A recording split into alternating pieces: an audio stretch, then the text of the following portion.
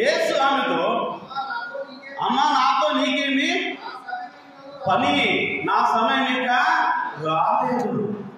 గమనించండి, క్రీస్తు యేసు వారి తల్లి గారు మహిమలు తన కడుపులో పుట్టినటువంటి కుమారుని యొక్క గుణాన్ని సరిగ్గా గ్రహించలేకపోయారు.